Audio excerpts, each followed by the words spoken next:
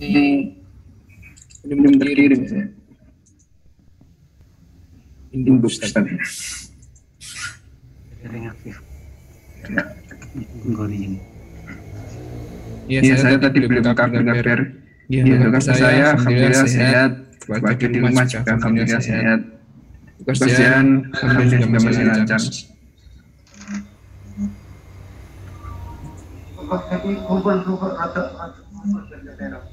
Dilanjutkan lagi Mas yang belum dari.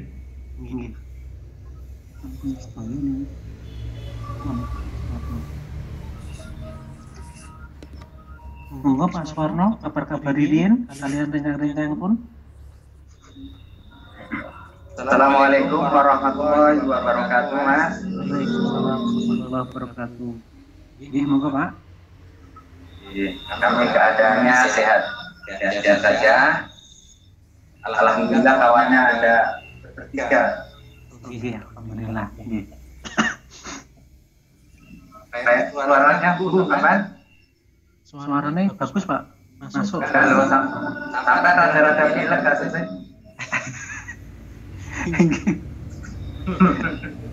Iya Mas. Iya Pak. Ngapunten. Nomor apa kasusnya nama anak? Ada mawar kabar itu Mas. Nggih, matur nuwun Pak. Assalamualaikum. Waalaikumsalam warahmatullahi wabarakatuh.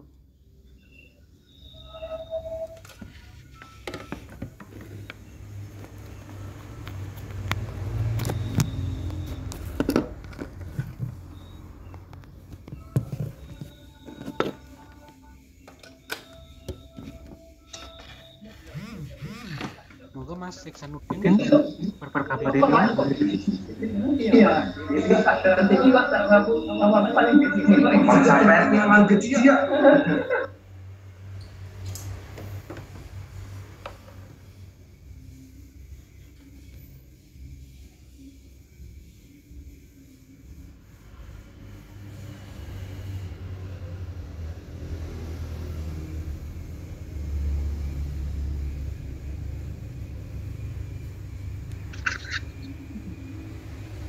Assalamualaikum warahmatullahi wabarakatuh.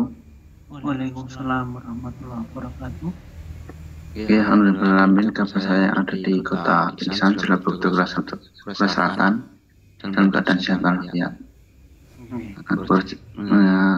Keluarga di rumah juga insya Allah dalam keadaan sehat walafiat. Ya, sekian terima kasih Mas Isana. Assalamualaikum warahmatullahi wabarakatuh. Waalaikumsalam warahmatullahi wabarakatuh. Terima kasih Mas Iksanuddin.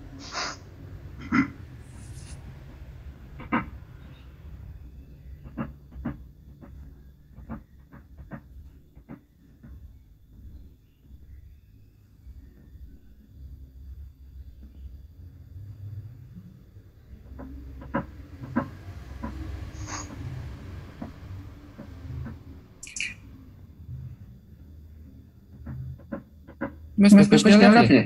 Untuk YouTube.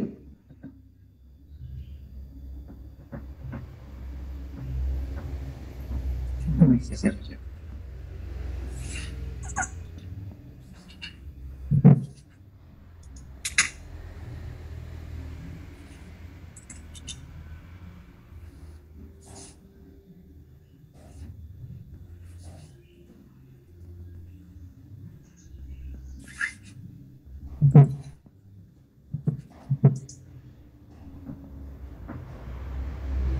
Sebentar lagi Ustadz masuk bergabung. Saya bersiapkan.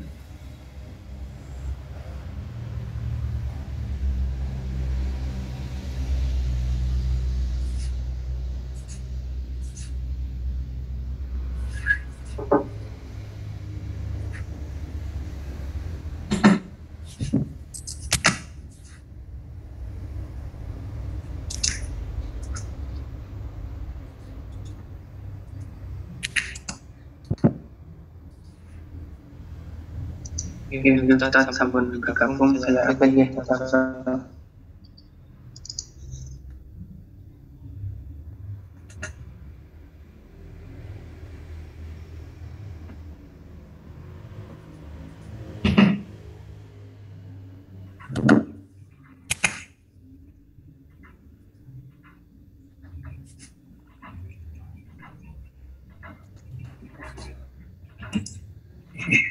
Assalamualaikum warahmatullahi wabarakatuh, Ustaz. Waalaikumsalam warahmatullahi wabarakatuh. Iya. Gimana kabarnya, Ustaz? Alhamdulillah, Ustaz dengan Budi. Iya, alhamdulillah sehat, Ustaz. Alhamdulillah. Ustaz, sebelum masuk kajian ini melaporkan yang sudah tergabung di Zoom meeting ini ada 15 saudara, Ustaz. Ya, untuk yang di Korea ada 8 saudara, kemudian di Hong Kong ada 3 saudara, kemudian di Taiwan ada 1 saudara, selebihnya dari Indonesia ada 3 saudara. Iya, alhamdulillah, mudah-mudahan bisa istiqomah. Ya, Ustaz, untuk kajian malam hari ini bisa dimulai, Ustaz. Silakan, Ustaz. Baiklah, teman-teman yang sudah online semuanya, mari kita mulai. Bismillahirrahmanirrahim. Alhamdulillah, salatu wassalamu ala rasulillah. Salam dari Al-Ustaz untuk teman-teman semuanya. Waalaikumsalam warahmatullahi wabarakatuh. Ya, malam hari ini kita masih akan bicara tentang peningkatan ya, mumpung masih berada di dalam suasana bulan Syawal, bulan peningkatan. Kita masih akan bicara tentang peningkatan itu sendiri, gitu ya.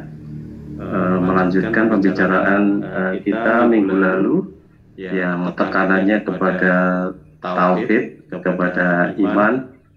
Nah, kemudian minggu ini kita akan bicara selanjutnya. Ya, artinya setelah mengokohkan tauhid tentu ada prioritas-prioritas utama yang harus dilakukan ya di dalam rangka untuk meningkatkan kualitas takwa kita kan itu. Jadi kalau kita ditanya peningkatan apa yang ditingkatkan, tentu saja adalah peningkatan kualitas ketakwaan itu sendiri. Ya, karena kita tahu ukuran kesuksesan di dalam Islam itu adalah ketaatannya atau ketakwaannya itu sendiri kan itu. Nah, kita paham bahwa sebenarnya manusia itu hakikatnya sama satu dengan yang lain karena mereka itu berasal dari seorang laki-laki dan seorang perempuan ya, yang kemudian dijadikan berbangsa dan sesuku ya, supaya saling mengenal dan sebagainya itu. Nah, kemudian Allah memberitahu kepada kita semuanya bahwa sesungguhnya yang lebih mulia di antara kalian itu adalah yang lebih bertakwa. Mari kita baca ayatnya di dalam surat Hujurat ayat yang ke-13. Silakan, surat ke-49 ayat yang ke-13. Surat Al-Hujurat surat ke-49 ayat ke-13. أعوذ بالله من الشيطان الرجيم يا أيها الناس إنا خلقناكم من ذكر وأنثى وجعلناكم شعوبا وقبائل لتعارفوا إن أكرمكم عند الله أتقاكم إن الله عليم خبير. Wahai manusia, sesungguhnya kami telah menciptakan kamu dari seorang laki-laki dan perempuan. Kemudian kami menjadikan kamu berbangsa-bangsa dan bersuku-suku agar kamu saling mengenal. Sesungguhnya yang paling mulia di antara kamu di sisi Allah adalah orang yang paling bertakwa.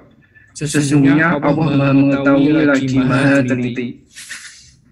Iya, jadi jelas sekali di situ Allah berfirman bahwasanya manusia itu telah diciptakan oleh Allah dari seorang laki-laki dan seorang perempuan.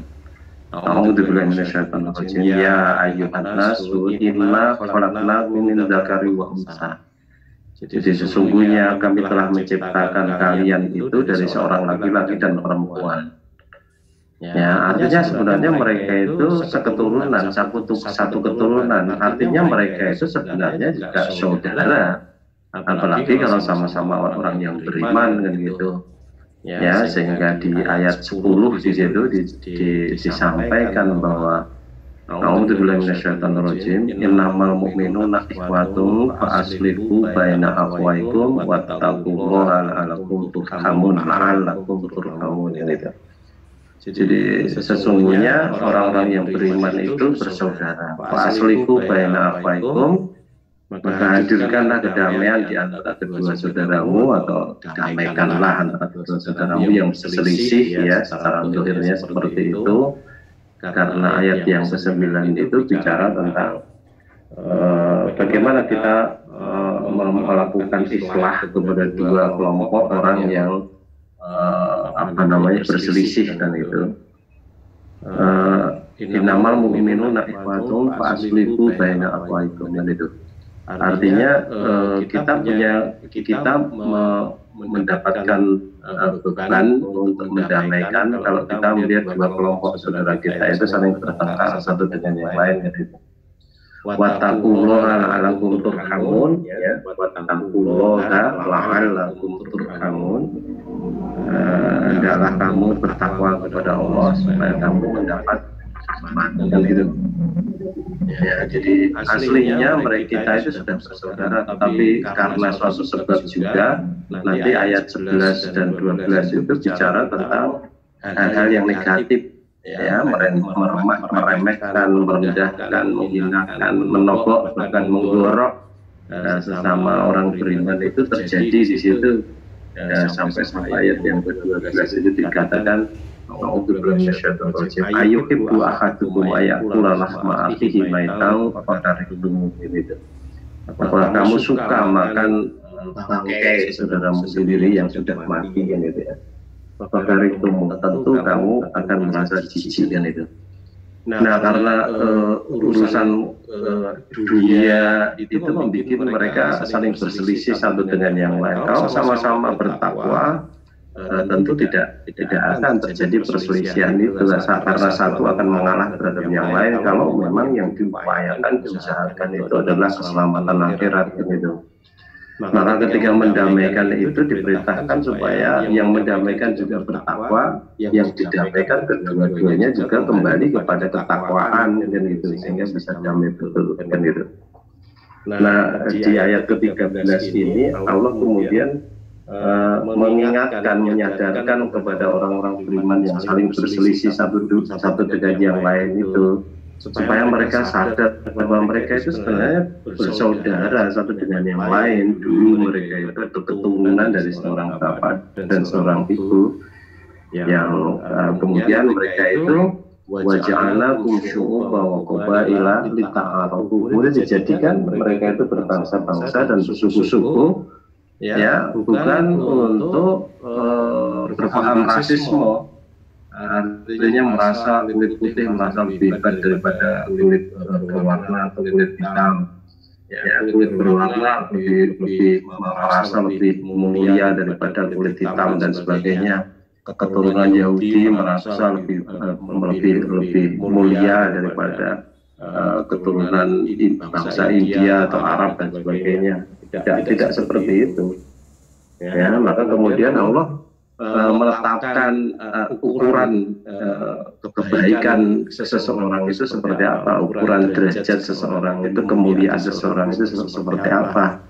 Bukan bangsanya, bukan sukunya, bukan warna kulitnya dan sebagainya, bukan keturunannya, ya, bukan nenek moyangnya, ya, tetapi karena ketakwaannya kepada Allah tadi. Inna akramakum, sesungguhnya orang yang lebih mulia di antara kalian itu atqakum, dan indallahi, di sisi Allah, dalam pandangan Allah, atqakum adalah orang yang lebih bertakwa.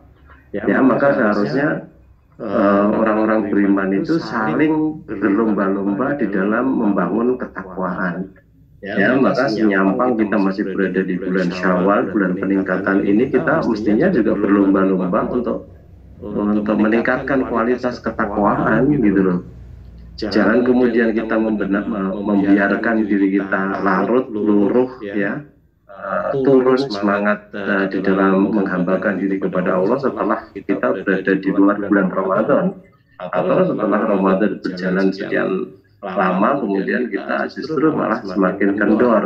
Padahal perintahnya Rasulullah ketika akhir-akhir Ramadan itu supaya mengencangkan ikat pinggang kan itu. Artinya lebih bersungguh-sungguh di dalam beribadah. Orang ngemil wae, orang mangan wae, orang memenuhi perutnya sendiri. Ya, tidak mengubah hawa nafsu dan sebagainya dalam konteks ini. Ya, jadi Innallaha alimun khabir, sesungguhnya Allah Maha mengetahui dan Maha teliti. Artinya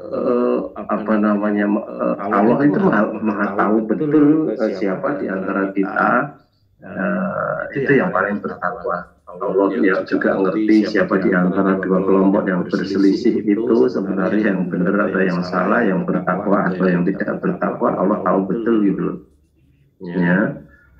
Ya. Nah, maka karena di sini Allah sudah menetapkan standar dari derajat atau kemuliaan seseorang itu adalah ketakwaan, mestinya setiap orang beriman itu bersungguh-sungguh untuk mengejar ketakwaan gitu loh. Ya. Jadi nampaknya di kalangan umat Islam ini lemah sekali kesungguhannya di dalam mengejar ketakwaan. Jadi kenapa begitu? Karena tidak menilai tinggi yang namanya ketakwaan itu. Ya, padahal kita berkali-kali membahas bahwa ukuran kesuksesan orang beriman itu adalah ketaatannya kepada Allah atau ketakwaan. Ya, kalau orang-orang materialis, ukuran kesuksesnya adalah kekayaan. Ya, akan tetapi karena orang-orang beriman itu sendiri masih menilai kekayaan itu sebagai sesuatu yang amat sangat berharga, maka dia fokus, dia mujahadah di dalam mengejar kekayaan itu. Seharusnya dibalik, ya, karena kekayaan itu dalam pandangan Allah itu tidak lebih berharga daripada sehelai sayap nyamuk. Ya, sedang akhirat itu yang besar, akhirat itu yang kekal. Ya, maka sebenarnya keselamatan akhirat itulah yang seharusnya betul-betul dikejar dengan sungguh-sungguh oleh setiap individu muslim itu sendiri gitu loh. Nah, ini yang terjadi kebalikan kan itu.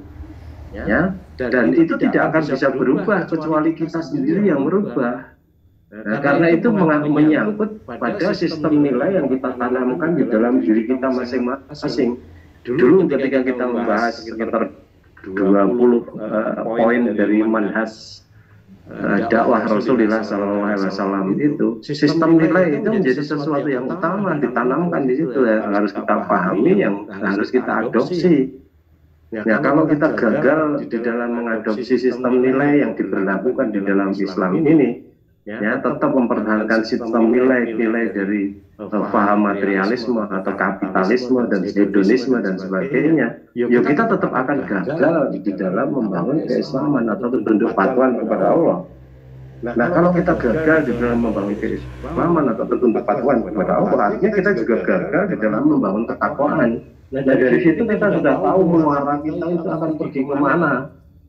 Ya, kalau kemudian Allah bertanya kepada kita, fa'aina tadhabun, maka hendak kemana kamu pergi? Mungkin kita menjawabnya akan mengatakan ilanar, menuju ke neraka. Kalau dibahasakan seperti itu. Meskipun kita tidak suka, maunya kita masuk ke surga, tetapi perbuatan kita itu menunjuk sikap hidup kita, itu menunjukkan arah hidup kita itu kemana gitu loh. Maka ini betul-betul harus diperhatini, ya. Harus betul-betul mendapat fokus perhatian yang serius gitu ya, untuk menyelamatkan diri kita masing-masing dari siksa api neraka gitu loh.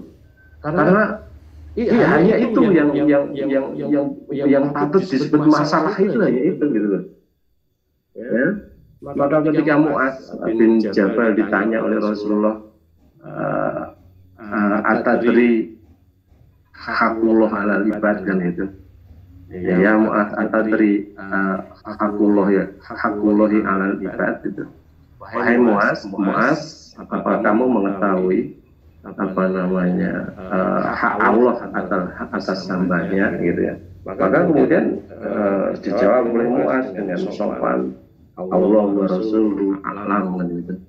Yang kemudian Rasulullah menjelaskan kepada Mu'adz, ini memberikan pelajaran kepada Mu'adz, artinya mewariskan ilmu kepada Mu'adz yang masih amat belia itu, ya, supaya nanti jangkauannya sebagai namanya pewaris ahli hadis itu juga jangkauannya panjang setelah Rasulullah meninggal dunia kan gitu. Ya, jadi haknya Allah terhadap hamba itu untuk disembah, ya, dan tidak disekutukan dengan sesuatu apapun gitu. Untuk disembah dan tidak disekutukan dengan sesuatu apapun. Ya, kemudian bagaimana dengan hak hamba kepada Allah kan itu, ya, hakuhum Allah kan itu.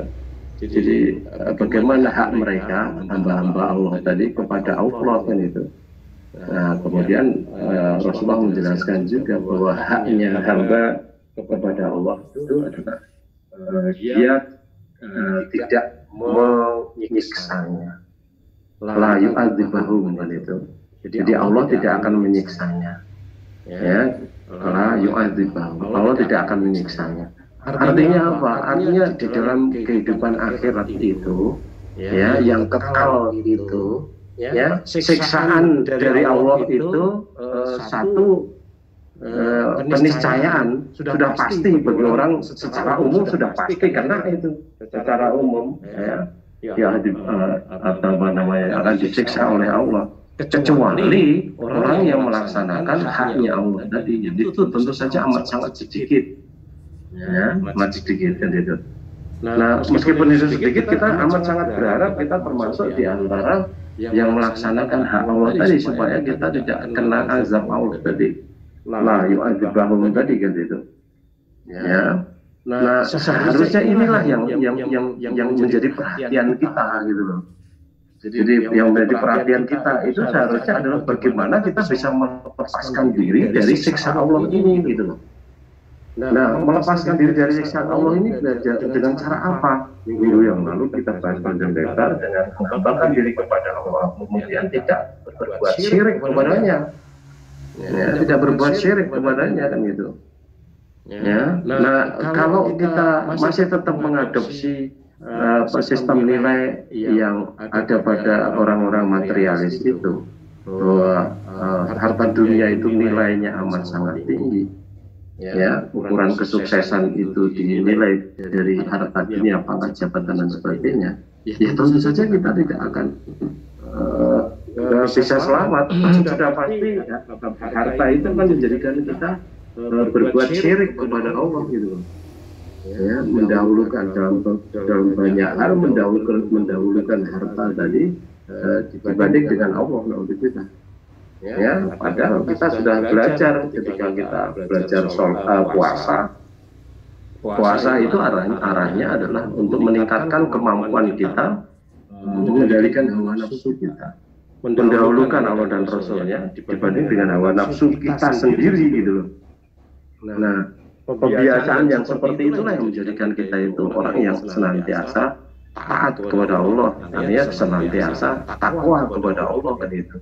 Ya, maka wajar kalau orang yang puasa itu, ya, kemudian akhirnya dijanjikan akan menjadi orang yang bertakwa gitu. Ya, jadi tidak main-main dalam konteks ini, karena memang ukuran kesuksesan dalam Islam itu adalah ketakwaannya tadi kan itu. Ya.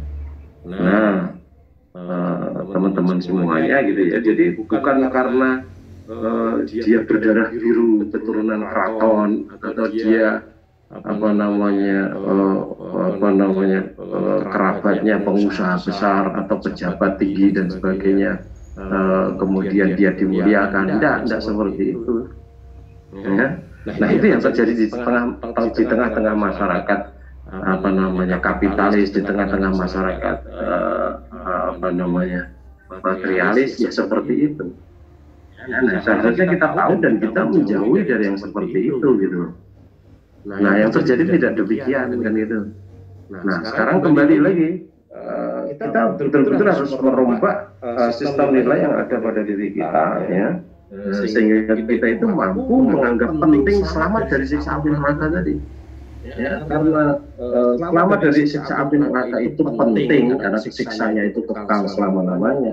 ya maka kemudian kita akan menganggap penting jalan menuju keselamatan itu. Nah, jalan menuju keselamatan itu adalah ketakwaan tadi, dengan ketakwaan tadi kan itu. Ya. Nah, maka kemudian kita kalau kita menganggap penting ketakwaan, maka kemudian kita akan menganggap penting yang namanya sholat, yang menganggap penting yang namanya puasa. Karena dua mekanisme itu amat sangat diutamakan untuk membangun ketaatan maupun ketakwaan itu gitu loh. Ya, jadi ada apa namanya seseorang yang bertanya kepada Rasulullah gitu ya. Dia mengatakan apa namanya, bagaimana menurut pendapatmu ya Rasulullah gitu, apa namanya ar-ra'aita, ya, bagaimana menurut pendapatmu idza sholaitu sholat al-maktubah gitu ya, idza sholaitu sholat al-maktubah ya, idza sholaitu sholat al-maktubah gitu. Kemudian dia mengatakan wa tasumu ramadhana kan gitu. Kemudian dia mengatakan juga wa akhlaltul halala wa haramtul harama gitu. Kemudian dilanjutkan lagi dia mengatakan bahwa walam azid ala dzalika syai'an.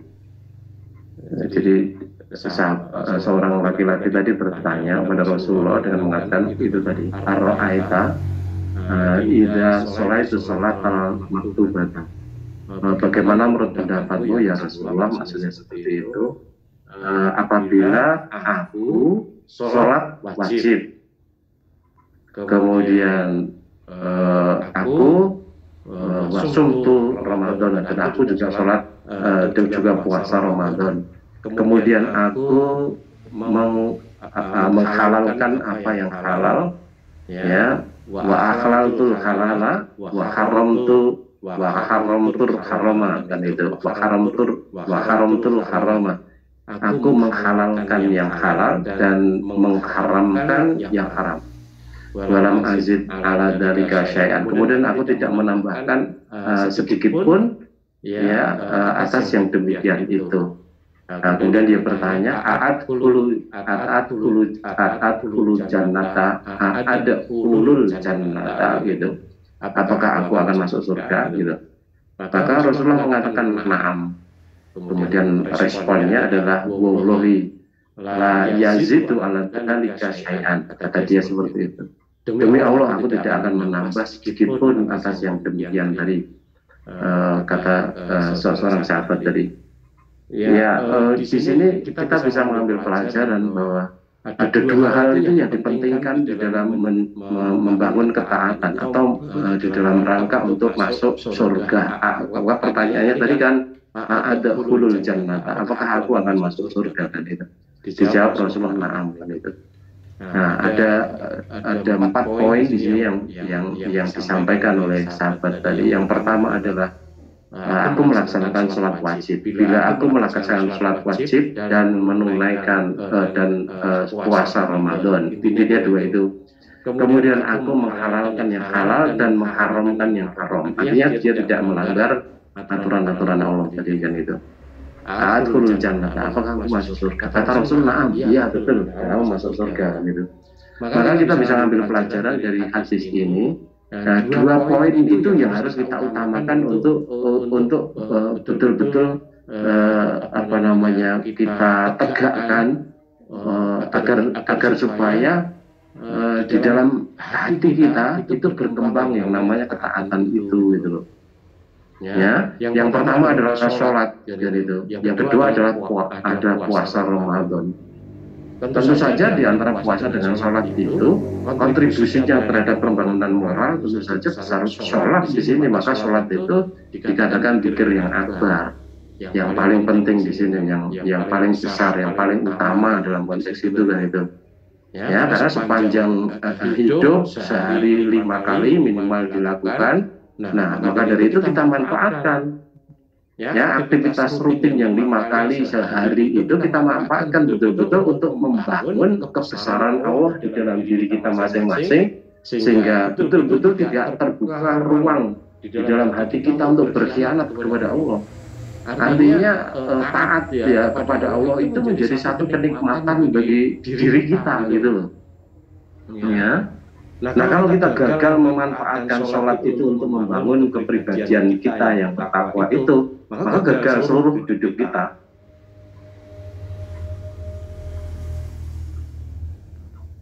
Ya, kalau kita menunaikan asal-asalan sholat kita, asal-asalan pun kita akan bisa saja masuk neraka meskipun kita sholat. Ya, kita sudah pelajari di dalam surat Al-Mudaththir ayat 42-43 itu. Nah, di situ orang saling bertanya anil mujrimin ya, terhadap orang-orang yang berdosa itu. Ya, di situ dikatakan a'udzubillahi minasyaitonir rajim, ma salakakum fi saqar. Nah, apa yang masukkan kamu ke dalam neraka? Qalu lam naku minal musallin. Ya, mereka menjawab kami tidak termasuk orang yang sholat. Tapi sebenarnya tidak hanya itu saja. Ya, ayat selanjutnya mengatakan walam naku nutimu miskin, dan kami tidak memberi makan orang miskin. Artinya dia kikir kan itu. Ya. Wa kunna nakhudhu ma'al qaidin wa kunna nukadzibu biyaumiddin. Tidak percaya kepada hari akhir juga dan sebagainya di situ. Maka dia gagal. Meskipun sholat, ya sudah dia gagal.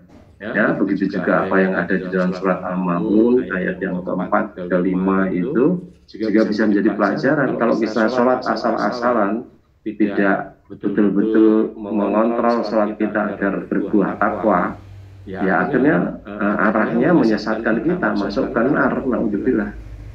Berkosor-kosor sholat, akhirnya menuju neraka. Ya sama seperti hadis-hadis yang berbicara tentang puasa Ramadan dan juga sholat malam di bulan Ramadan, yang dikatakan bahwa kam min syamin laisallahu min syamihi ilal ju' wal atas gitu ya. Berapa banyak orang yang puasa tidak mendapatkan apa-apa kecuali lapar dan haus ya. Begitu juga berapa banyak orang yang sholat tidak mendapatkan apa-apa kecuali hanya melek saja dan juga capek dan sebagainya itu, dan tidak ada gunanya. Tidak ada gunanya kita kemudian sholat sekian lama, puluhan tahun barangkali, tetapi sholat kita justru malah dihujat oleh Allah. Ya, wailul lil musallin alladzina hum an sholatihim sahun. Celaka orang sholat, orang yang dia lalai akan sholat. Kita lalai akan sholat kita, maka kita kemudian kejeblos menjadi orang yang munafik. Ya, tetap menjadikan ukuran kesuksesan itu adalah harta, sementara kita mengabaikan bahwa ukuran kesuksesan dalam pandangan Allah itu adalah takwa. Ini itu alhamdulillah. Ya. Nah, yang pertama di situ harus kita perbaiki betul itu bahwa keselamatan akhirat itu betul-betul amat sangat penting. Ya, maka kemudian kita prioritaskan untuk mencapai keselamatan itu. Caranya bagaimana? Dengan cara bertakwa. Maka kemudian untuk mengupayakan diri kita masing-masing supaya bertakwa itu kemudian menjadi penting bagi kita. Karena pentingnya kemudian kita menjadi bersungguh-sungguh untuk mencapainya dan itu. Nah, kalau dalam hadis yang terakhir tadi itu bahwa sahabat tadi dikatakan Rasul masuk surga, dia bertanya a'adkhulul jannata, apakah aku akan masuk surga? Rasulullah menjawab na'am. Ya, yang pertama di situ dilakukan adalah puasa, sholat kemudian puasa. Artinya itu menjadi pelajaran bagi kita semuanya sekarang ini untuk betul-betul memperbaiki sholat kita dan itu. Nah, sholat yang baik itu seperti apa? Sudah kita pelajari di dalam surat Al-Ma'arij itu. Ya, dari ayat ke-19 sampai ayat ke-35 itu kan itu. Ya. Intinya ada pada ayat ke-22 sampai ayat yang ke-35 kan itu. Ya, kalau kita simak secara teliti itu ada 10 poin di situ yang perlu kita perhatikan supaya sholat kita itu berbuah ketakwaan tadi gitu. Ya. A'udzubillahi minasyaitonir rajim. Innal insana khuliqa halu'a idza massahu syarru jazua wa idza massahu khairu manu'a. Jadi sesungguhnya manusia itu dijadikan berkeluh kesah dan pikir. Nah, Tentu saja ini manusia, sebagian manusia, tidak manusia secara keseluruhan. Al-insan di sini tentu maknanya adalah al-munafikin kan itu. Ya, karena dia suka berkeluh kesah dan juga pikir tidak masarus syarru jazua, ketika dia ditimpa musibah, kemudian dia berkeluh kesah, ya, kesusahan, berkeluh kesah. Kemudian ketika dia waidah masahul khairu, ketika dia mendapat kenikmatan, kebaikan, rezeki dan sebagainya, maka kemudian dia pikir ilal musholli. Dan itu yang penting ada di sini, ilal musholli, kecuali orang yang sholat. Ya, artinya orang yang sholat itu tidak pikir. Artinya orang yang sholat itu pandai bersyukur, tidak suka berkeluh kesah. Harusnya seperti itu kan itu. Ya, ilal musholin, kecuali orang-orang sholat. Nah, di sini al musholin berbeda dengan al musholin yang ada di dalam surat Al-Ma'un tadi. Wailul lil musholin, sama-sama katanya secara letterlek, secara harfiah sama musholin kan gitu. Ya, tapi di dalam surat Al-Ma'un di situ bermakna al-munafikin. Sedangkan di dalam surat Al-Ma'arij ini ayat ke-22 itu bermakna al-muttaqin kan gitu, atau al-mu'minin kan gitu. Ya. Jadi ilal musholin, kecuali orang yang sholat. Alladzina hum an sholatihim daimun. Alladzina hum ala sholatihim daimun, yaitu orang yang terhadap sholatnya dia itu betul-betul daim. Ya, dulu telah kita bahas yang namanya daim. Daiman itu sama dengan badan, ya, sama dengan kekal, ya, kholidan dan sebagainya. Artinya orang yang disebut sebagai al-musholin di situ itu, ya, dia terus-menerus berada di dalam suasana sholat itu gitu. Meskipun dia sudah selesai sholat, tetapi pengagungannya terhadap Allah itu tetap bertahan di dalam hatinya, ya, mewarnai kehidupannya gitu loh. Ya, jadi di dalam sholat maupun di luar sholat, suasana hatinya itu sama, ya, penuh dengan pengagungan kepada Allah kan itu.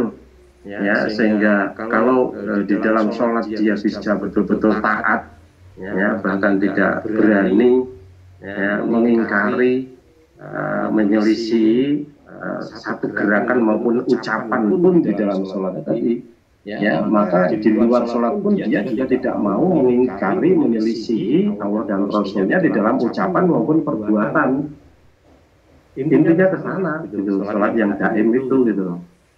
Nah, kalau kemudian ini poin yang pertama ini pun kita sudah langgar, ya tidak mungkin kemudian kita bisa melaksanakan poin-poin yang berikutnya 2, 3, 4, 5 sampai 10 tadi gitu loh. Nah, yang pertama itu sholatnya daim kan itu. Dia betul-betul senantiasa dia dalam keadaan sholat, baik di dalam sholat maupun di luar sholat. Artinya senantiasa berada di dalam pengagungan terhadap Allah, sehingga tidak berani menyelisih Allah dan Rasulnya, baik dalam ucapan maupun gerakan di dalam sholat, dan di luar sholat juga baik di dalam ucapan maupun amalan perbuatan dalam kehidupan sehari-hari. Senantiasa taat kepada Allah dan Rasulnya, senantiasa mengagungkan Allah, senantiasa mengutamakan Allah, senantiasa mendahulukan Allah dan Rasulnya daripada hawa nafsunya sendiri gitu. Luar biasa ini. Ya. Kemudian berikutnya melengkapi dari tadi wa idza massahul khairu manuha gitu ya. Nah, itu orang kafir, itu orang munafik. Kalau orang iman tidak seperti itu, ya. Alladzina fi amwalihim haqqun ma'lum lis-sa'ili wal mahrum kan itu. Ya, orang beriman itu, orang yang sholat tadi gitu ya, mestinya ya dia itu senantiasa menyiapkan hartanya, ya, untuk orang-orang yang memang mereka itu membutuhkan di sekitarnya, baik yang mau nembung maupun tidak mau nembung. Ya, yang mau nembung karena memang sudah kepepet, dia tidak punya uang untuk bayar sekolah anaknya dan sebagainya. Seharusnya kalau seperti itu dilontarkan kepada kita, kita dengan senang hati membantunya. Ya, yang tidak mau menembung, tidak mau meminta, katakan saja seperti dalam surat Al-Baqarah ayat 273, seorang dai yang banyak memanfaatkan waktu hidupnya itu untuk berjuang fisabilillah sehingga berkurang kesempatannya untuk mencari rezeki Allah. Yang seperti itu tanpa meminta, seharusnya kita sudah membantu, itu berkurang beriman seperti itu. Nah, kalau tidak begitu, berarti tidak termasuk orang musawwir tadi, dikatakan tidak termasuk orang beriman karena dia pikir gitu. Ya. Berikutnya lagi disebutkan bahwa waladina yusaddiquna biyaumiddin, ya, mereka itu yakin kepada hari kiamat. Nah, tentu saja ketika yusaddiqun itu membenarkan tentang hari kiamat itu juga diikuti dengan konsekuensi logis dari keyakinannya pada hari akhir.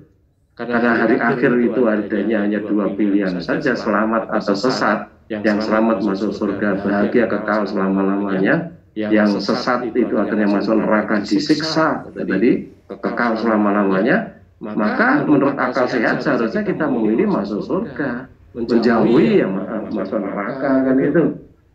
Nah, orang itu bisanya masuk neraka, bisanya takut kepada neraka, ya, karena ayat berikutnya waladzina hum min adzabi rabbihim mushfiqun inna adzaba rabbihim ghairu ma'mun kan gitu.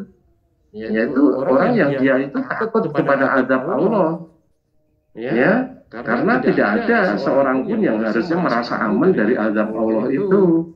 Nah, kalau ternyata dalam kehidupan sehari-hari kita tidak merasa terancam oleh azab Allah itu, maka boleh jadi di dalam hati kita sebenarnya tidak ada iman di dalam hari akhir.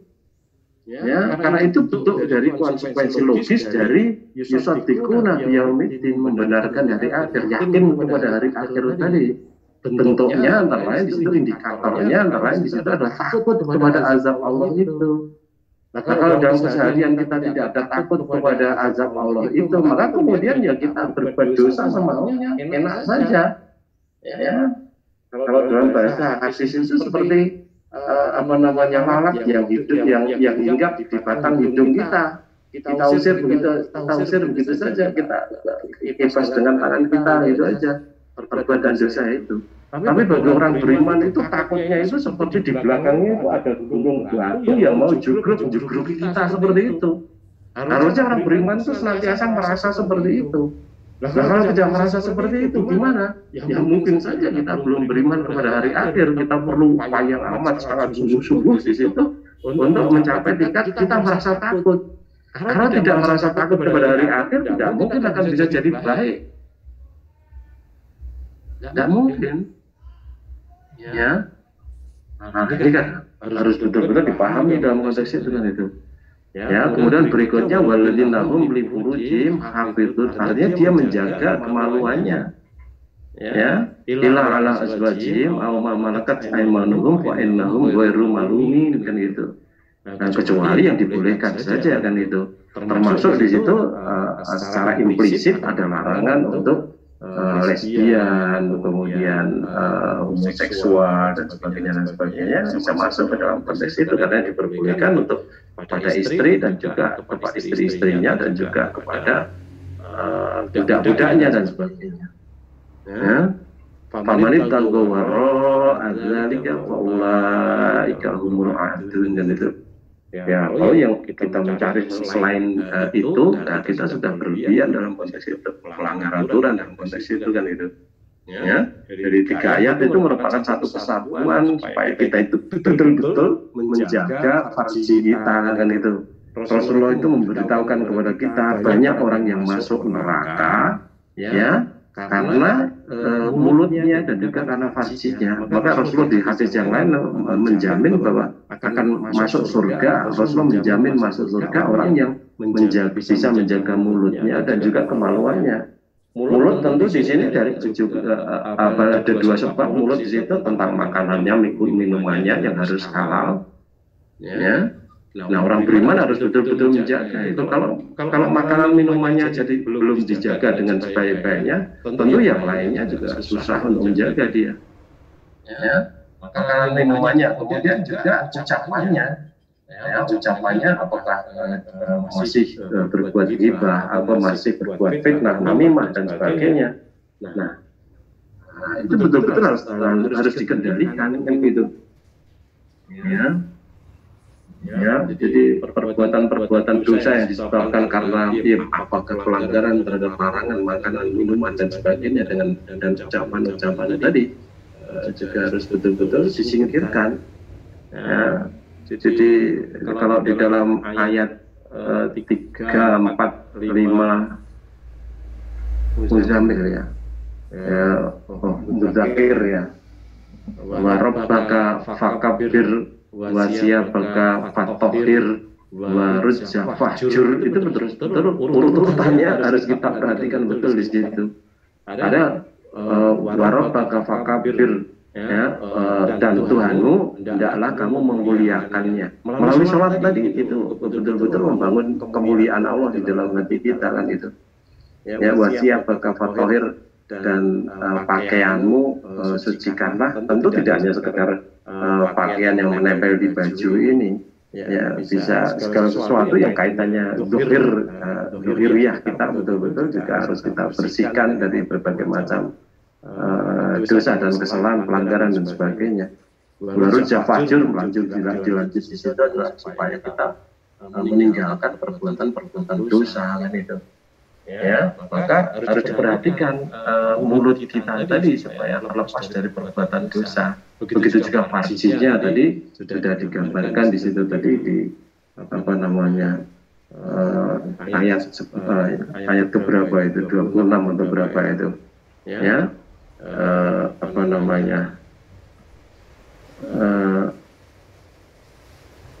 waladinahum li furujihim hafidun kan itu, dan seterusnya tadi. Kemudian waladinahum li amanatihim wa ahdihim raun kan itu, waladinahum li amanatihim wa ahdihim. Dan kemudian juga adalah orang-orang yang mereka itu menjaga atau memenuhi amanat ya dan janjinya. Ya, kita tahu orang beriman harus teguh di dalam menegakkan janji dan teguh memegang amanat itu. Kalau sampai dia ada mengakunya orang beriman, mengakunya orang sholat, tapi kok dia tidak memegang janji, tidak memegang amanat, ya tidak memenuhi amanat, maka dia orang munafik. Ya, kalau munafik sudah pasti tidak akan selamat dalam proses itu. Jadi poin-poin ini sebanyak 10 poin betul-betul harus ditunaikan satu persatu. Artinya 10 poin yang ada di antara ayat ke-22 sampai ayat yang ke-34 gitu ya, atau 35 di situ. Itu betul-betul merupakan ciri-ciri atau karakteristik dari al-musallin kalau kita ingin selamat gitu loh. Ya, al-musallin di situ bisa berarti al-muttaqin kan itu. Ya. Jadi waladinahum li amanatihim wa ahdihim raun waladinahum bi syahadatihim qaimun. Jadi itu luar biasa bahasa yang digunakan oleh Allah, qaimun kan itu. Ya, yaitu orang-orang yang mereka itu terhadap syahadatnya dia menegakkan syahadatnya, janjinya kepada Allah, asyhadu alla ilaha illallah, aku berjanji bahwa tidak ada Tuhan yang patut disembah kecuali Allah. Wa asyhadu anna Muhammadan abduhu wa rasuluh, dan aku berjanji, bersaksi, berjanji bersumpah setia bahwa Muhammad itu adalah hamba Allah dan juga utusannya dan itu. Nah ini syahadat ini harus betul-betul tegak. Ya, artinya orang tidak akan dikatakan sebagai al-musallin, tidak akan masuk surga sebagai al-musallin kalau dia tidak menegakkan syahadatnya kan gitu. Maka dulu ketika kita belajar tentang rukun Islam yang kita gambarkan sebagai layang-layang itu, ya, saya katakan bahwa syahadat ya itu ya harus kita tegakkan. Hanya saja manusia itu banyak sekali aktivitas dalam kehidupan sehari-hari yang kemudian menjadikan dia lupa terhadap janjinya dengan Allah, syahadatnya dengan Allah tadi. Maka kemudian Allah menyediakan mekanisme sholat ini untuk mengingatkan dia kepada Allah, mengingatkan dia kepada janjinya kepada Allah kan itu. Maka Allah sendiri kan mengatakan A'udzubillahi minasyaitonir rajim. Innani anallah la ilaha illa ana fa'budni wa aqimi sholata li dzikri, gitu. Sesungguhnya aku itu adalah Allah la ilaha illa ana, tidak ada Tuhan selain aku. Ya, fa'budni, hambakan dirimu kepadaku, wa aqimi sholata li dzikri, dan tegakkanlah salat untuk mengingat aku, begitu. Untuk mengingat aku.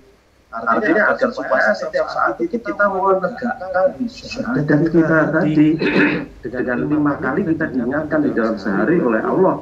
Dan memang di dalam sholat sendiri juga syahadat itu dibaca dalam tahiyat itu awal maupun akhir sampai 9 kali di dalam sehari minimal.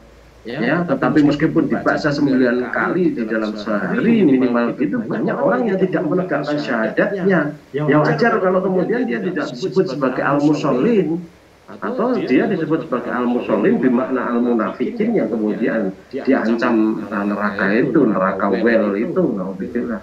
Ya, kemudian waladina hum ala sholatihim yuhafidun, dan apa namanya, mereka itu adalah orang-orang yang terhadap sholatnya mereka itu senantiasa menjaga.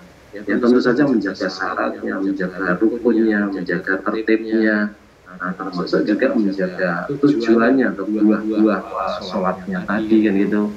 Ya, ulaika fi jannatin mukramun, mereka itu adalah orang yang dimuliakan di dalam surga. Kan luar biasa di situ. Ya, dimuliakan oleh Allah di dalam surga, kan gitu ya. Ya. Nah, maka dari itu teman-teman semuanya, hanya orang bertakwa saja yang dimuliakan Allah di dalam surga tadi, dalam bahasa yang ini tadi, kan itu.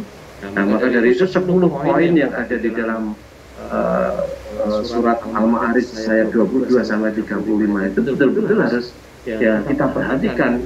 Kalau satu saja tidak ada di situ, meskipun kita itu menjadi orang yang senantiasa sholat setiap hari, kita patut curiga, kita tidak aman dari ancaman azab Allah tadi, kan gitu. Ya, ya. Nah, maka harus 10 itu betul-betul harus ada, kan itu. Yang pertama, kita harus senantiasa menjaga sholat kita, artinya sholat kita harus daim di dalam sholat maupun di luar sholat, sama-sama kita mengagungkan asma Allah. Ya, sehingga kita taat di dalam sholat, tidak mau menyelisih Allah dan Rasulnya meskipun sedikit ucapan maupun perbuatan. Ya, begitu juga di luar sholat juga kita taat kepada Allah, tidak berani sedikit pun kita menyelisih baik dalam ucapan maupun perbuatan. Ya, kemudian yang kedua, dikatakan bahwa kita harus menjadi orang yang dermawan. Artinya orang dermawan itu menyiapkan hartanya memang untuk diinfakkan. Jadi bukan harta itu ditabung-tabung untuk kebanggaan dia, untuk kepentingan pribadi, tidak, sama sekali tidak. Tetapi betul-betul sebagian itu betul-betul disiapkan untuk infak, untuk sedekah. Dan sekarang mudah sekali difasilitasi dengan SMS banking, dengan mobile banking dan sebagainya, bahkan bank-bank model pembayaran virtual dan sebagainya banyak memfasilitasi kita bisa mengeluarkan zakat atau infak sedekah melalui itu, kan luar biasa itu. Ya, yang kedua dia tidak pikir dia, alias yang kedua dermawan. Ya, artinya orang yang sholat itu yang pertama dia senantiasa taat kepada Allah, jadi yang kedua dia dermawan. Kemudian yang ketiga dikatakan di situ iman kepada hari akhir, artinya meyakini hari akhir, membenarkan hari akhir. Kalau dia membenarkan hari akhir itu, maka dia senantiasa beramal dengan amal-amal yang menyelamatkan akhirat, dan dia menjauhi amal-amal yang menyesatkan dia di akhirat nanti, gitu. Nah, itu maknanya kita yusaddiqu nabi yaumiddin, gitu. Ya. Kemudian yang keempat, ya dia takut kepada yang namanya azab Allah itu. Sekali lagi, kalau hati kita tidak ada suasana atau tidak ada perasaan takut terhadap azab Allah itu, boleh jadi kita belum beriman pada hari akhir. Ya. Kemudian yang kelima, kita menjaga farji kita, ya, dengan sebaik-baiknya. Bahkan tidak hanya farji, mulut kita juga harus kita jaga berdasarkan hadis dari Rasulullah tadi, kan gitu. Ya. Kemudian yang keenam, ya, menjaga amanat, ya, kemudian janji, dan itu tidak ada 10 ternyata, ya.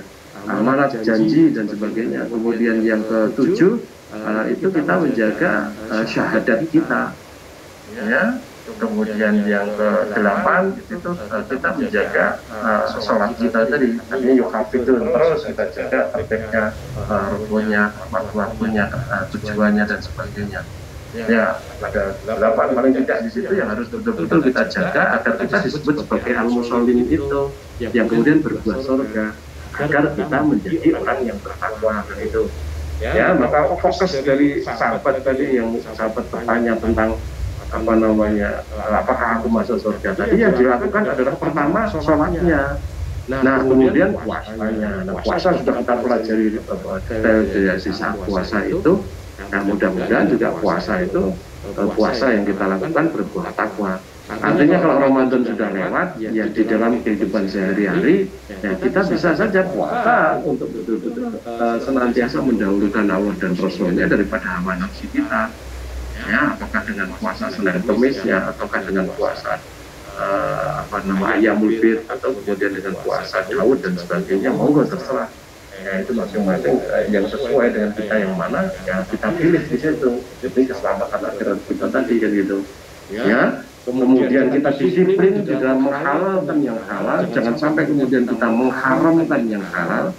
Ya, seperti Rasul pernah juga mengharamkan madu, tetapi kemudian Allah mewajibkan dia membatalkan janjinya kepada istrinya untuk mengharamkan madu itu sendiri di dalam surat Tahrim ayat 1 itu. Ya, tidak boleh kita berbuat seperti itu kan itu. Nah, kemudian haram untuk haram kan itu. Kemudian dia juga mengharamkan yang haram. Artinya kalau yang haram ya dia tinggalkan, kalau yang halal ya dia kerjakan gitu. Nah, itu sudah cukup untuk menjadikan dia masuk surga. Nah, mudah-mudahan kita juga bisa mengambil pelajaran dari sahabat tadi, ya, yang sudah ketika bertanya kepada Rasulullah, "A'adun jannata?" Apakah aku masuk surga? Rasulullah jelas menjawab tentang itu. Nah, buat teman-teman ya, jadi apa namanya, itu yang harus betul-betul menjadi fokus kita di dalam membangun ketakwaan. Ya, artinya betul-betul mengagungkan asma Allah, ya, mengecilkan diri kita sendiri dan itu ya. Jangan sampai terbuka ruang di dalam hati kita untuk berkhianat kepada Allah, ya.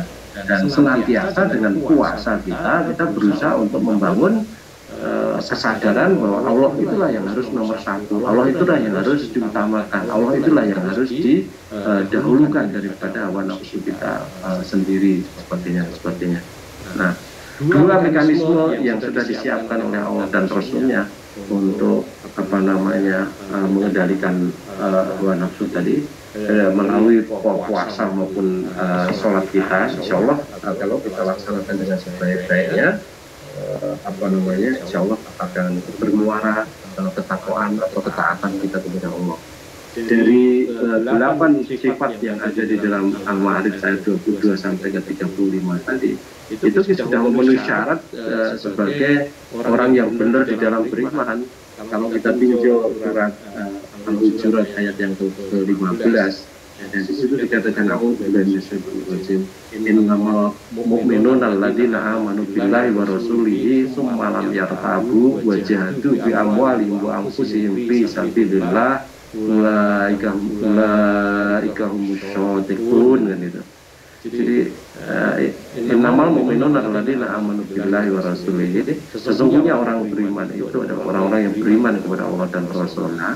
Malam yang tabu, kemudian dia tidak ragu-ragu. Wajahdu bi amwalihim wa anfusihim fi sabilillah, kemudian mereka berjihad dengan harta dan jiwanya di jalan Allah. Ya, apa namanya?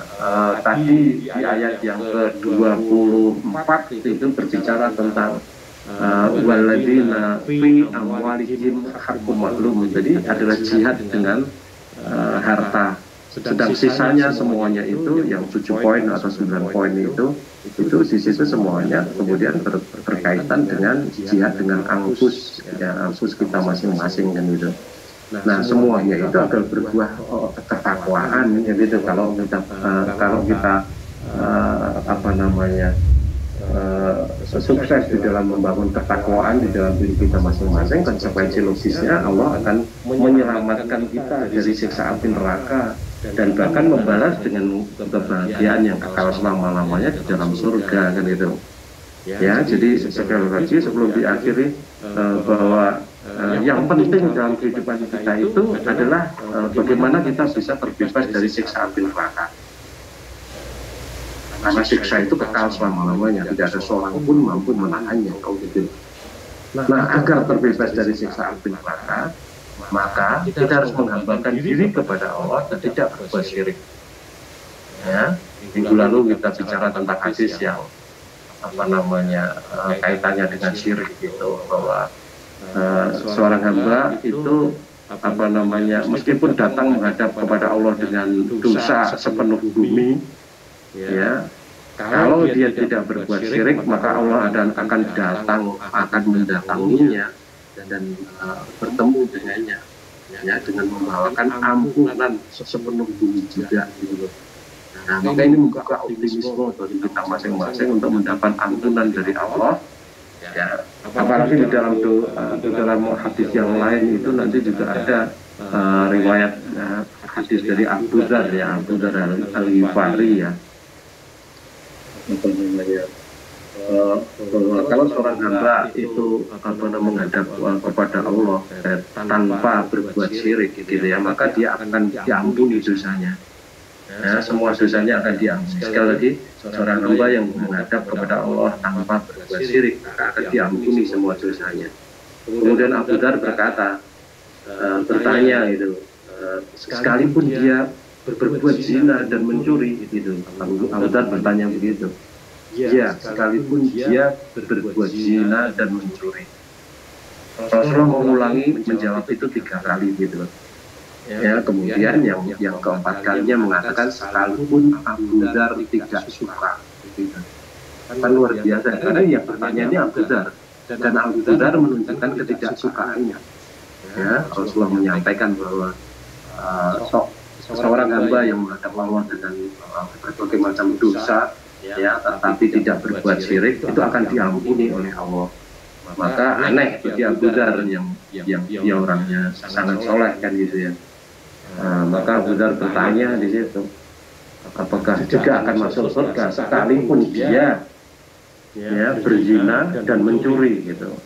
Nah, Rasulullah menjawab tegas di situ, ya, sekalipun dia berzina dan mencuri, sekalipun dia berzina dan mencuri, sekalipun dia berzina dan mencuri, sekalipun Abu Dzar tidak suka.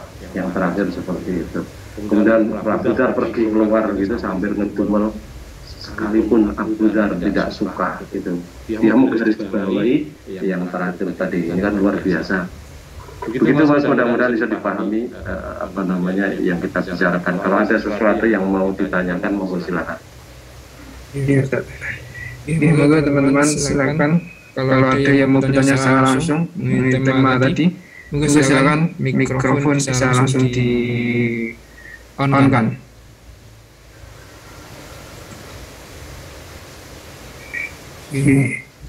Kalau tidak ada, kita masuk ke pertanyaan tertulis. Pertanyaan tertulis. Iya. Ustaz, pertama-tama yang dihisab nanti, yang dihisab adalah masalah sholat. Jika sholatnya buruk, maka semua amalan-amalannya jadi buruk. Dan jika sholatnya baik, maka seluruh amalan-amalannya juga baik. Pertanyaannya, jika dari beberapa poin dari surat Al-Ma'arij tadi, jika salah satunya tidak kita jalankan, apakah termasuk sholat kita adalah buruk? Iya, kalau kita paham tentang pengaruh iman di dalam kehidupan manusia, kalau kita paham tentang pengaruh tauhid atau akidah terhadap diri seseorang itu, diri manusia itu, maka kalau dia itu memang tauhidnya baik, maka semua poin itu pasti baik.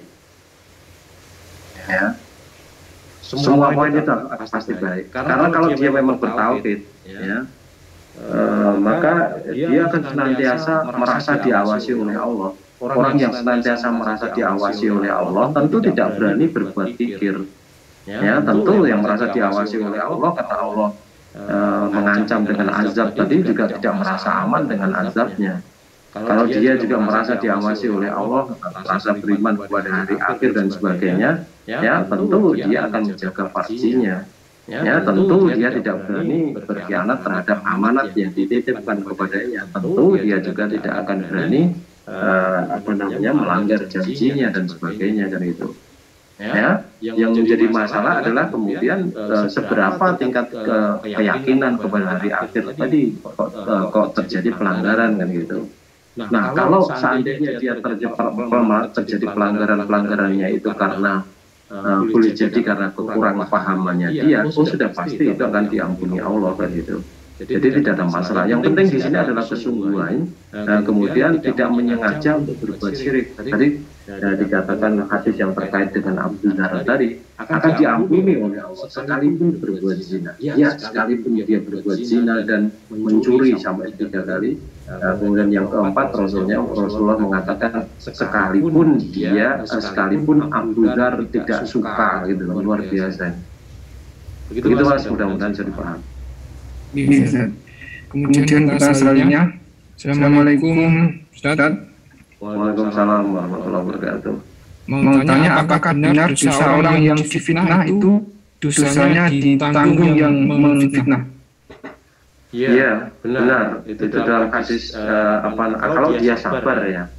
Kalau dia sabar maka ya kemudian nanti akan dibayar di akhirat nanti. Di dalam hadis yang terkait dengan muflis, orang yang bangkrut itu, Rasulullah kan bertanya kepada para sahabat, apakah yang namanya muflis itu orang yang bangkrut itu kan itu. Orang bangkrut itu orang yang tidak punya uang dan seperti itu kata Rasul. Kemudian Rasulullah menjelaskan bahwa orang bangkrut itu adalah orang yang datang menghadap Allah dengan pahala yang banyak, ya, tetapi dia juga banyak berbuat dolim kepada orang lain. Dan termasuk memfitnah, menggibah, namimah dan sebagainya, itu juga berbuat dolim. Termasuk juga katakan mengurangi takaran, timbangan dan sebagainya, curang, berdagang dan sebagainya, tidak jujur dan sebagainya. Boleh jadi itu termasuk juga dalam kelompok berbuat dolim tadi kan gitu. Nah, karena dia banyak berbuat dolim kepada orang lain, maka kemudian pahalanya yang banyak tadi dikurangi untuk membayar kedolimannya kepada orang lain tadi. Padahal yang didolimi banyak, dia tidak minta maaf kepada orang yang didolimi tadi, maka kemudian pahala yang dia kumpulkan banyak di bawah menghadap Allah tadi berkurang, akhirnya habis. Ya, kalau pahalanya sudah yang dia bawa tadi sudah habis, sementara kedolimannya masih banyak, ya, maka kemudian dia dosanya orang yang dia dolimi itu diberikan kepada dia, maka dia menanggung dosanya orang banyak. Akhirnya itu kan disebut sebagai orang muflis, dia masuk neraka gara-gara banyak perbuatan dolim yang dilakukan di dunia ini. Terutama yang harus betul-betul mendapat perhatian adalah ghibah itu, ya, karena orang ghibah itu dia tentu saja tidak berani meminta maaf kepada orang yang dighibahi secara terus terang dalam konteks ini. Ya, kalau utang piutang mungkin saja dia minta diikhlaskan dan sebagainya. Tetapi kalau ghibah ini susah, apalagi fitnah kan itu, jadi berat lagi kan gitu. Ya, maka betul-betul harus menjaga lisan kita, ya, supaya lisan kita tidak memasukkan kita neraka tadi. Ya, Rasul menjamin kepada kita surga kalau kita itu bisa menjaga lisan kita dan juga farji kita kan itu. Ya. Nah, ya, di sisi lain kemudian ada hadis yang menjelaskan bahwa al-muslimu man salimal muslimuna min lisanihi wa yadihi. Yang namanya orang Islam itu adalah orang-orang Islam lain itu selamat dari lisannya dan juga dari perbuatannya. Yadihi maksudnya perbuatannya kan itu. Artinya orang Islam itu tidak dolim dengan lisannya dan tidak dolim dengan perbuatannya kepada orang lain. Itu Mas, mudah-mudahan bisa dipahami. Kemudian dari YouTube, Ustaz, bagaimana hukumnya menemani orang sholat berjamaah? Ini Iya boleh. Boleh menemani. Artinya kalau kamu sudah sholat, kemudian ada sahabatmu, kenalanmu, atau kamu tidak kenal sama sekali, kemudian dia celingap-celingkup di masjid boleh jamaah kok mau sholat sendiri tidak nyaman, umpamanya gitu. Kemudian kamu menawarkan untuk menjadi makmumnya, ya, bagus itu, ada nilai pahalanya di hadapan Allah. Karena memang kita mana boleh sholat meskipun sudah sholat, asal sholat yang kedua itu sholat jamaah gitu ya. Jadi kita sudah berjamaah, kemudian kita sholat tadi jamaah boleh. Kita sudah sholat munfarid, kemudian kita sholat jamaah boleh.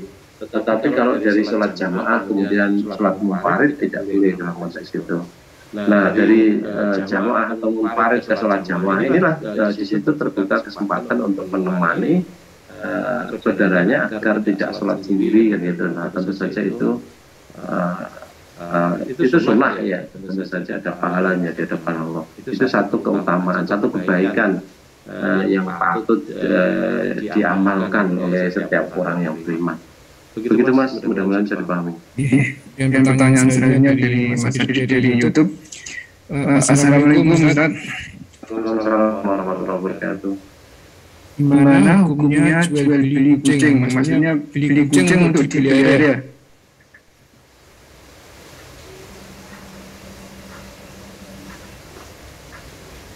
Kucing ya. Iya, kalau yang ada larangannya itu kelihatannya anjing ya. Kita cek lagi nanti apa namanya kaitannya dengan itu. Ya, Kucing nggak ada larangannya ya Ustaz. ya kalau memang ada larangannya ya sudah dilarang gitu, tidak boleh. Tapi tidak tahu konteks larangannya dulu seperti apa. Kalau memang dilarang oleh Rasul ya sudah, tidak usah jual beli kucing, dikeke wae gratis dan di rumah dan sebagainya. Meskipun orang lain sekarang banyak yang berbisnis jual beli kucing dan harganya juga mahal, jutaan itu ya. Apa namanya, saya cek di Tokopedia itu kucing-kucing itu ya di atas 1 juta, ada yang sampai di atas 5 juta juga, tergantung kualitas dari kucingnya itu sendiri. Saya kira keturunan apa Persia, apa kucing Jawa dan sebagainya. Saya melihat juga kucing yang dia oren dibanding dengan kucing yang buruk hitam itu harganya lebih mahal, kucing oren dan sebagainya gitu ya. Saya tidak tahu, mungkin sekarang ini orang tren pada ngingu kucing karena suka selfie atau untuk bikin konten di YouTube dan sebagainya untuk cari duit di situ. Boleh jadi ya, saya tidak tahu, mungkin saja seperti itu, karena apa namanya konten-konten YouTube yang terkait dengan kucing itu banyak sekali. Ya tentu saja tidak hanya kucing, ada hewan-hewan yang lain kan itu. Nah, apa namanya yang jadi masalah, kita harus, kalau kita ngingu hewan, apapun hewan itu, kita harus punya komitmen yang sungguh-sungguh untuk menjaga kesejahteraan hewan tadi. Hewan butuh makan, hewan butuh minum, ya, dan tidak butuh makan minum saja, dia itu juga BAB, kencing dan sebagainya. Tentu jangan sampai kemudian BAB-nya, kencingnya itu merugikan orang-orang yang berada di sekitar kita kan itu. Yang tidak terlatih itu kan kemudian kencing di mana-mana, BAB di mana-mana dan sebagainya. Nah, itu harus dilatih. Kucing yang seperti itu disiapkan kotaan atau ada apa di pasir dan sebagainya supaya dia kencing di situ, supaya dia berak di situ dan sebagainya. Kemudian komitmen juga dituntut untuk membersihkannya, menggantinya apa namanya dengan pasir atau tanah yang baru dan sebagainya. Jadi apa namanya itu sebuah komitmen yang tidak ringan, apalagi kalau kamu sering pergi keluar kota, nanti sopo sing di TV dan sebagainya. Apa namanya juga apa namanya perlu dipikirkan dalam konteks itu kan itu. Kalau tidak pergi keluar kota senantiasa bisa bersamai juga tidak ada masalah. Mau dibikin kucingnya diajak bikin konten juga tidak masalah, boleh-boleh saja, halal, tidak ada larangannya dan sebagainya. Yang saya lihat di YouTube itu juga ada apa namanya seorang pemuda yang dia itu naik motor kemudian jemput kucingnya yang bulan, ya lucu sekali kan. Jadi kucingnya duluan sedang nongkrong di mana begitu, kemudian dia naik sepeda motor, berhenti di dekat kucing itu. Kucingnya sudah ngerti kalau dia dijemput. Kemudian dia segera nutupi motornya tadi, bonceng di belakang gitu. Nah ini kucing yang cerdas ini. Ya. Nah itu bagus, artinya dia bisa membantu bosnya untuk cari duit, untuk bikin konten dan sebagainya. Tapi kucing yang bodoh, yang jengkel, yang delay dan sebagainya juga banyak. Ya, maka perlu dididik di situ. Saya tidak tahu apakah di sekitar kita ada trainer kucing. Kalau trainer anjing kan banyak ya, tetapi trainer kucing mungkin juga ada, tetapi masih amat sangat jarang. Ya, siapa tahu kamu bisa jadi mengembangkan keterampilan untuk mentraining kucing supaya pintar, ya itu jadi profesi lagi yang bisa mendatangkan rezeki yang mudah-mudahan barokah dan sebagainya. Namun silakan, artinya mau memelihara boleh dan sebagainya. Kalau mau menjual beli dilarang, ya sudah, tidak usah jual beli kucing gitu. Tetapi kucingnya sendiri bisa dimanfaatkan untuk mencari uang dengan membuat konten YouTube saja. Begitu Mas, mudah-mudahan bisa dipahami. Kemudian pertanyaan selanjutnya dari Facebook pekan lalu. Bagaimana hukumnya sholawatan dinyanyikan diiringi musik? Ya, karena itu seni, ya biar saja orang yang meyakini bahwa itu baik, ya biar saja mereka mengamalkan gitu. Kalau itu seni, ya dianggap seni. Tetapi sejatinya yang namanya sholawat itu kan doa. Nah kalau doa kemudian kita sudah tahu aturannya untuk mengucapkan doa itu seperti apa, dan itu ya maka ya sudah, bagi orang yang paham bahwa itu adalah doa kemudian dia mengucapkannya dalam bentuk doa, itu sudah pas ya. Tetapi kalau mereka yang menganggap itu sebagai satu seni, ya karena seni ya bebas saja dia mau mengikuti dengan gitar, rebana atau yang lain, ya biar saja mereka melakukan seperti itu kan itu. Nah kalau kita sudah membiasakan diri menjadikan sholawat itu sebagai doa untuk Rasulullah SAW, doa yang sangat terkhusus kepada junjungan kita kan itu, maka kita ucapkan dengan khusyuk kan itu, dengan sebaik-baiknya kan gitu, bukan dengan nyanyi-nyanyi. Tapi kalau memang itu dinilai sebagai satu, menganggapnya teman sebagai satu seni, kemudian diiringi dengan itu, ya monggo silakan saja kan itu. Begitu Mas, mudah-mudahan bisa dipahami.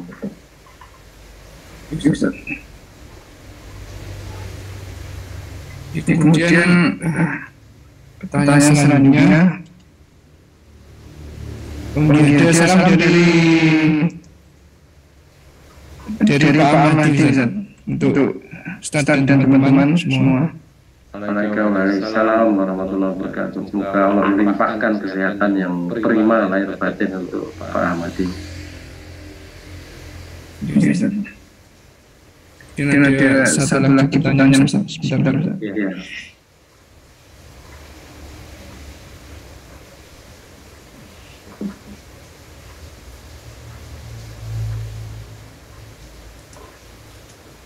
Dari Facebook dari Imran Tabi. Bismillah, izin bertanya Ustaz. Iya. Sunnah memotong kuku dimulai dari telunjuk kanan. Benarkah demikian? Mohon penjelasan hadisnya Ustaz. Saya kira tentang memotong kuku kemudian mencabut bulu ketiak ya, dan yang lain-lain itu ya memang sunnah gitu, tetapi tentang mekanismenya kan tidak menjadi tidak ditentukan oleh Rasul gitu. Ya, saya sendiri tidak pernah menjumpai hadis yang terkait dengan mekanismenya mencabut bulu ketiak itu seperti apa, kemudian memotong kukunya mekanismenya seperti apa kan itu. Ya, karena tidak dijelaskan ya sudah potong itu saja. Artinya tidak perlu harus mulai dengan ini itu kan itu. Tetapi memang kalau di dalam amal sehari-hari ya itu kita disunahkan untuk memulai sesuatu itu dengan yang kanan kan gitu. Tapi apakah kanannya itu mulai dari jempol atau jentik dan sebagainya kan tidak ada ketentuan. Ya mudah mulai dengan yang kanan bisa saja, kemudian baru yang kiri. Itu Mas, gambaran sedikit. Kemudian dari Facebook lagi, Assalamualaikum Ustaz. Waalaikumsalam warahmatullahi wabarakatuh.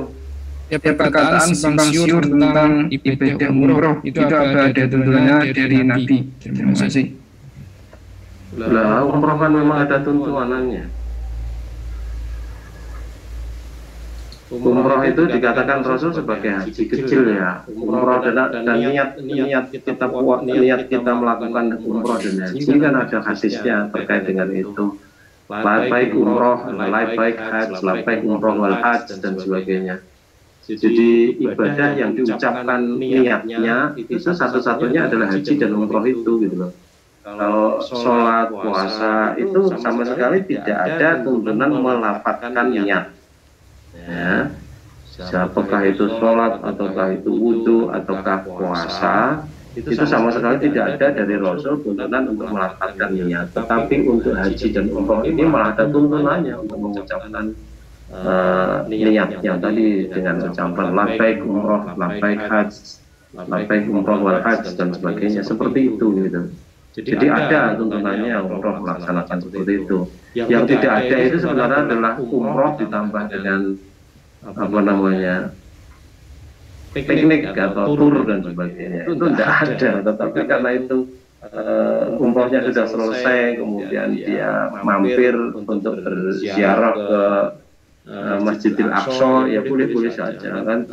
Apa namanya ziarah ke Masjid Nabawi, Masjidil Haram dan Masjidil Aqsa itu kan dituntunkan kan itu.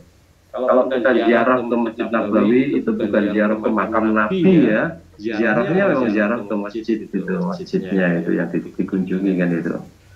Ya, jadi kalau masalah ziarah kubur itu kepada kubur siapa saja, tudzakirul mauta supaya kita ingat mati. Tetapi yang terjadi sekarang ini ziarahnya ke Madinah itu malah ziarah ke makam Nabi.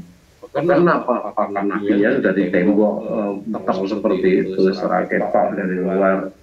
Yang harus diziarahi itu adalah masjidnya itu, atau Masjidil Haram, Masjidil Aqsa atau Masjid Nabawi, itu yang dituntunkan untuk diziarahi.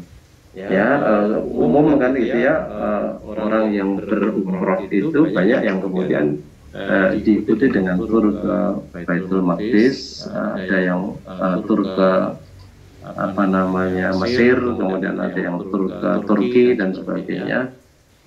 Boleh-boleh saja karena itu sudah selesai umrohnya, kemudian bermuamalah, berziarah di dalam rangka melihat keagungan Allah ya, dalam rangka melihat kehebatan umat Islam di masa dulu, untuk melihat betapa memprihatinkan keadaan Masjidil Aqsa sekarang ini yang apa namanya di bawah tekanan Israel misalnya saja, sehingga perlu bersimpati kepada bangsa Palestina dan sebagainya ya, sebagai penunggu Masjidil Aqsa ini kan itu. Ya, harusnya umat Islam juga menghargai Palestina itu, membantu Palestina, karena mereka juga yang mempertahankan Masjidil Aqsa sampai sekarang ini meskipun berada di bawah tekanan penjajah Israel itu kan itu. Ya, harusnya jadi pelajaran, jangan sampai kemudian orang-orang Islam itu kok berpihak ke Barat yang memerangi Rusia dan sebagainya, itu sementara mereka membela Israel dan sebagainya. Ya, saatnya ini umat Islam berpaling untuk tidak kiblat ke Barat ini, karena ketidakadilan yang mereka, sikap ketidakadilan yang mereka lakukan selama ini, harusnya bisa ambil pelajaran di situ. Nah, mungkin saja kalau kita ziarah ke Masjidil Aqsa, kita akan lebih jarang mengetahui keadaannya di sana, ya, sehingga bisa lebih prihatin tentang perjuangan agama ini kan itu. Bahwa Islam itu tidak dalam keadaan baik-baik saja, tetapi betul-betul dalam keadaan tertekan di sana kan gitu. Begitu Mas, mudah-mudahan jadi paham. Kemudian menyampaikan tadi ada dari teman-teman yang Korea yang sudah di rumah ini mau silaturahmi ke tempatnya Ustadz. Mungkin Ustadz ada waktu longgarnya kira-kira kapan Ustadz?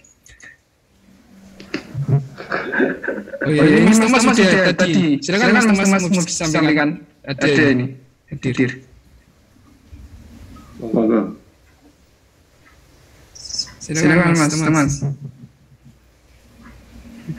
Masih off ini mikrofonnya. Tadi kan dia pada ketemu tadi teman-teman yang di sana. Dia rencana mau silaturahmi ke tempatnya Ustadz. Ya mungkin Sabtu aja ya, kalau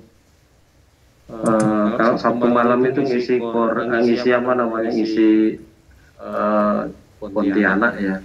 Mungkin Sabtu pagi atau Sabtu siang gitu lah. Apa namanya, kapan Sabtunya monggo silakan nanti. Tapi nyamannya Sabtu. Yuk.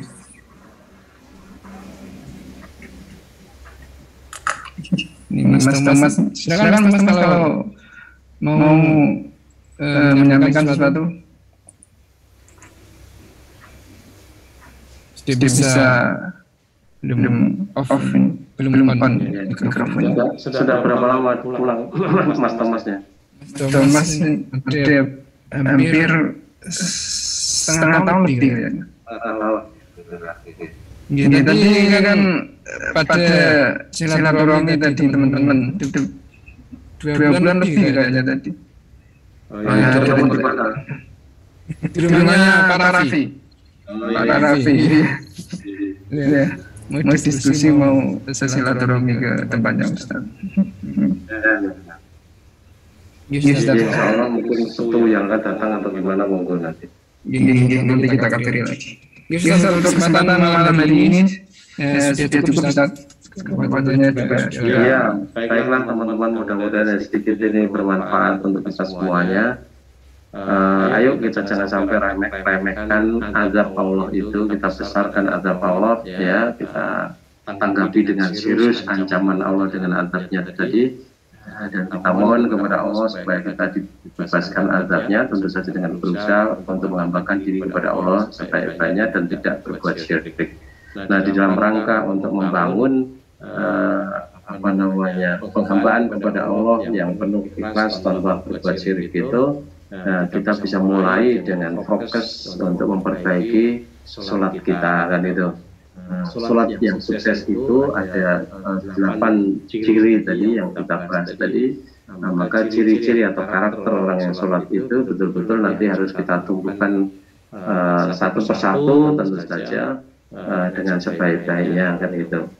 Ya, setelah itu kalau seandainya kemudian karena kelemahan kita, kekurangan kita, karena kekhilafan kita masih saja ternyata juga berbuat kesalahan dan dosa, ketahuilah bahwa Rasulullah itu sudah menjanjikan bahwa nanti Allah tidak akan mengazab kita sekalipun tadi dikatakan berbuat zina dan juga mencuri, asal kita tidak berbuat syirik kan gitu ya. Jadi jaga betul supaya kita tidak berbuat syirik, termasuk yang namanya syirik itu riya itu atau syirkul asghar ya, maka kita jauhi ya. Maka kita ketika kita bermain medsos itu jaga betul-betul jangan sampai kemudian kita bermain medsos itu dengan harapan untuk mendapatkan pujian dari orang lain, karena itu termasuk syirik. Itu saya kira apa yang bisa kita bahas, kurang lebihnya saya minta maaf. Mari kajian kita akhiri.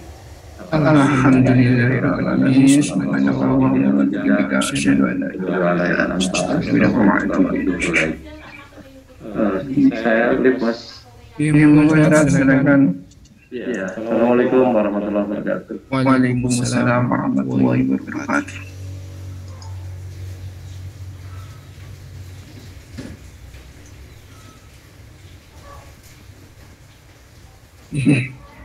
Demikian tadi tausiah dari Ustaz Abdul Mas Parno melanjutkan tentang evaluasi setelah Ramadan, setelah kita menjalankan ibadah puasa Ramadan agar mencapai ketakwaan kita meningkat. Kemudian sebelum diakhiri, ada beberapa pertanyaan yang belum sempat kita sampaikan, insya Allah kita sampaikan di pekan-pekan yang akan datang. Sebelum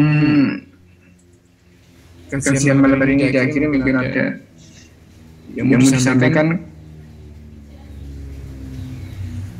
Kalau tidak ada, karena waktunya sudah di Korea sudah jam 11 malam di sini. Untuk kajian dan saya mengucapkan terima kasih kami dan rekan-rekan semua yang bertugas. Terima kasih pada teman-teman yang berpartisipasi. Mudah-mudahan tetap bersama. Kajian malam ini kurang lebihnya saya mohon maaf. Akhirnya, assalamualaikum warahmatullahi wabarakatuh.